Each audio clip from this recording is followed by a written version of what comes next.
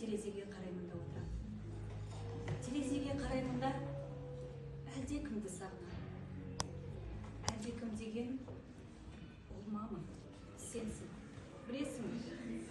Мама, мен сені сондай қатты сағындым, мама. Анашым, кейде түсімде шашы ұзын бір сұлу келіншекті көремін. Көремін де, артынан ере бергенімде бір сәтте ғайып болады. Кейін оның түсім екенін біліп жылап та қалам. Осы орындыққа келіп, әрдайым терезеге қарай беріп, анашым келіп қалар деп сонша күтемін, анашым. Анашым.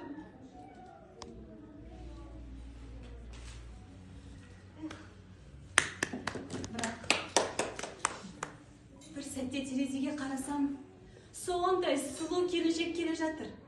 Ол менің анам екен деп, оңыма, солыма қарап, мама, мама, мен мұндамын, мама.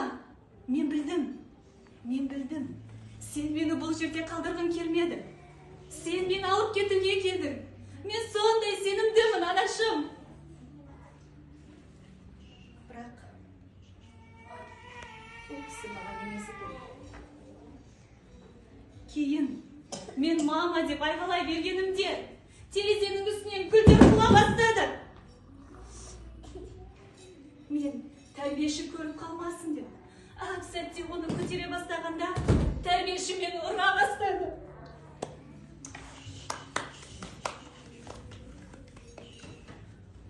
Апай, кешіріңізші, мен байқамай қалдым дей бергенімде тәрбиеші одан сайын ұра бастады. Білесің бе, мама, сол сәтте тәрбиешінің маған не дегенің? Әй жетімсімек, сен әке-шешеңе керек болмағанда маған тіптен керек емессің, деді де оңымнан, солымнан қатты ұра бастады. Мама, менің мына жерім көгеріп қатты ауырып барады, мама. Өтінем, анашым, мені бұл жерден құтқаршы. Өтінем, анашым, келіп мені алып кетші, өтінем. Тіпті хайуан да баласын қорғаштайды емес пе? Сен хайуан емес, анасың ғой, мама. О, Тәңірім, бала жүрегіммен сенен өтініп сұраймын, мама. Мені мына жерден құтқаршы, өтінем, мені алып кетші, мама. Мен сені сондай қатты сағындым,